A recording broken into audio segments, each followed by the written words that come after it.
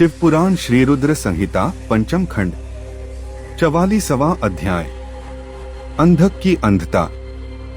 सनत कुमार जी बोले, हे व्यास जी, एक बार हिरण्याक्ष के पुत्र अंधक से उसके भाइयों ने मजाक उड़ाते हुए कहा, अंधक, तुम तो अंधे और कुरूप हो, भला तुम राज्य का क्या करोगे?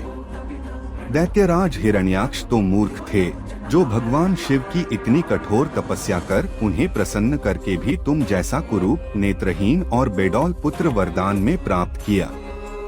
कभी दूसरे से प्राप्त पुत्र का भी पिता की संपत्ति पर अधिकार होता है, इसलिए इस राज्य के स्वामी हम ही हैं, तुम तो हमारे सेवक हो। अपने भाइयों के इस प्रकार के कटु वचनों को सुनकर अंधक निराश और उदास हो गया। रात के समय जब सब सो रहे थे तो वह अपने राजमहल को छोड़कर निर्जन, सुनसान और भयानक डरावने वन में चला गया। वहां उस सुनसान वन में जाकर उसने तपस्या आरंभ कर दी। वह 10,000 वर्षों तक घोर तपस्या करता रहा, परंतु जब कोई परिणाम नहीं निकला तो उसने अपने शरीर को अग्नि में जलाकर होम करना चाहा। ठीक उसी समय स्वयं ब्रह्मा जी वहां प्रकट हो गए। ब्रह्मा जी बोले, पुत्र अंधक, मांगो, क्या मांगना चाहते हो? मैं तुम्हारी तपस्या से बहुत प्रसन्न हूँ, तुम अपना इच्छित वर मांग सकते हो, मैं तुम्हारी मनोकामना अवश्य ही पूरी करूंगा। यह सुनकर अंधक बहुत प्रसन्न हुआ। उसने हाथ जोड़कर ब्रह्मा जी की स्तुति की और बोला, हे कृपानिधान ब्रह्मा जी, यदि आप मुझ पर प्रसन्न होकर मुझे कोई वर देना चाहते हैं तो आप कुछ ऐसा करें कि मेरे निष्ठुर भाइयों ने जो मुझसे मेरा राज्य छीन लिया है वे सब मेरे अधीन हो जाएं। मेरे नेत्र ठीक हो जाएं, अर्थात मुझे दिव्य दृष्टि की प्राप्ति हो तथा मुझे कोई भी न मार सके, वह देवता, गंधर्व, यक्ष, किन्नर, मनुष्य, नारायण अथवा स्वयं भगवान शिव ही क्यों न हो।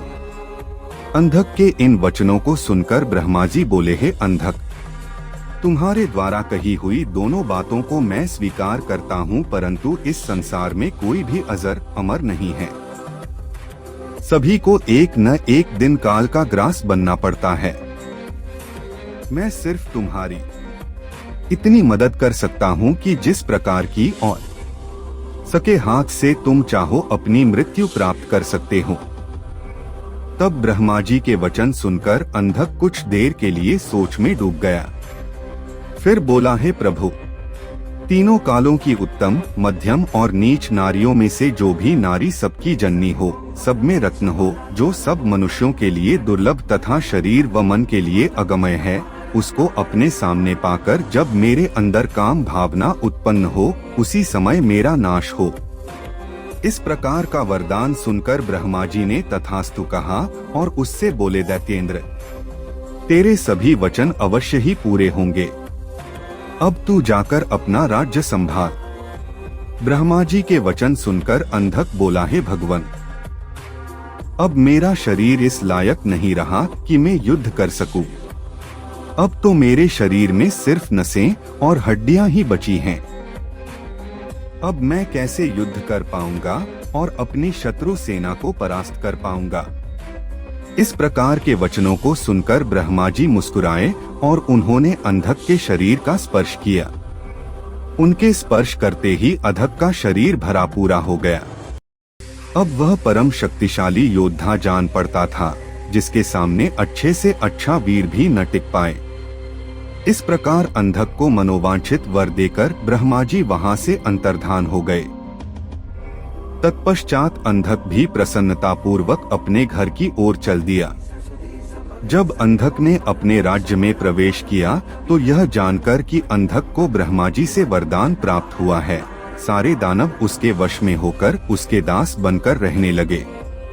तब अंधक ने विचार किया कि हमें दैत्य साम्राज्य का विस्तार करना चाहिए और अपने घोर शत्रु देवताओं को पराजित करके उनके राज्य पर अपना अधिकार स्थापित कर लेना चाहिए। यह सोचकर दैत्यराज अंधक ने अपनी विशाल दैत्य सेना के साथ स्वर्गलोक पर आक्रमण कर दिया और स्वर्ग पर अपना आधिपत्य जमाकर देवराज इंद्र को अपना बंधक बना लिया। तत्पश्चात उसने नागों, सुपर्णों, श्रेष्ठ राक्षसों, गंधर्वों, यक्षों, मनुष्यों, ऊंचे ऊंचे पर्वतों और भयानक वृक्षों और सिंहों को भी युद्ध में परास्त कर अपने अधीन कर लिया। अंधक मदांध होकर कुमार्गी हो गया। उसने स्वर्ग, भूतल और रसातल की सर्वश्रेष्ठ सुंदरियों को अपनाकर उनके साथ रमणीय विहार किया। दिन पर दिन वह बुराई के दलदल में धंसता जा रहा था। उसने वैदिक धर्म का पूर्णतया त्याग कर दिया था। एक दिन उसके दुर्योधन, वैधस और हस्ती नामक तीनों मंत्री उसके पास आए और बोले, हे दैत्येंद्र, हमने मंदराचल पर्वत की एक गुफा में एक मुनि को देखा है जो कि योग ध्यान में मग्न आंखें बंद करके बैठा है। उस रूपवान मुनि के मस्तक पर अर्धचंद्र, कमर में गजेंद्र की खाल बंधी है, सिर पर जटाजूट, गले में खोपड़ियों की माला तथा उसके शरीर पर बड़े भयानक सांप लिपटे हुए हैं। उस मुनि के एक हाथ में त्रिशूल तो दूसरे में डमरू है। अपने गौर अंगों पर उसने भस्म लपेट रखी है। उस तपस्वी का वेश बड़ा ही अद्भुत है। साथ ही एक विकराल वानर अनेक आयुधों को धारण किए उस तपस्वी की रक्षा कर रहा है। वहीं उनके पास में एक सफेद रंग का बैल बंधा हुआ है। उस तपस्वी के पास ही एक सुंदर रत्न स्वरूपा नारी बैठी है जो संपूर्ण शुभ लक्षणों से युक्त है। उसका रूप बड़ा मनोहारी है जो सभी के मन को मोह लेता है। उसने सुंदर मूंगे, मोती, मणियों और सोने के रत्नजड़ित आभूषणों को धारण किया हुआ है। वह इतनी रूपवती है कि जो उसे एक बार देख लेता है उसकी आंखों का होना सफल हो जाता है। उस परम सुंदरी को एक बार देख लेने के बाद संसार की अन्य किसी स्त्री को देखने की आवश्यकता ही न पड़ेगी। स्वामी, आप इस त्रिलोक के अधिपति हैं। आपके पास इस संसार की सभी बहुमूल्य और अमूल्य धरोहर हैं। ऐसी परम सुंदरी रूपवती नारी को भी आपके अनमोल राज्य की शोभा बढ़ानी चाहिए। अतः आप हमारे साथ चलें और उस सुंदरी को यहाँ ले आएं। अपने वीर मंत्रियों के इस प्रकार के वचन सुनकर दैत्येंद्र अंधक बहुत प्रसन्न हुआ और उसके मन में उस सुंदर नारी को देखने की इच्छा बलवती हो गई। उसने अपने मंत्रियों को आदेश दिया कि तुम शीघ्र वहां जाकर उस तपस्वी से उसकी सुंदर स्त्री को मांगकर मेरे पास ले आओ। अपने स्वामी दैत्यराज अंधक की आज्ञा पाकर वे तीनों मंत्री पुनः उसी स्थान पर गए और भगवान शिव से बोले, हैं महातपस्वी ब्राह्मण, हमारे स्वामी दैत्यराज अंधक आपकी भार्या की सुंदरता के विषय में जानकर उन पर मोहित हो गए हैं और उन्हें अपनी पटरानी बनाना चाहते हैं। आप सहर्ष उन्हें हमें सौंप दें। उनके ऐसे वचनों को सुनकर शिवजी को बहुत क्रोध आया, परंतु वे फिर भी सिर्फ इतना ही बोले, दैत्यो, ये मेरी भार्या हैं। ये स्वयं शक्ति संपन्न और सिद्धि रूपा हैं। देवी स्वयं अपने भक्तों के कष्टों को दूर करती हैं।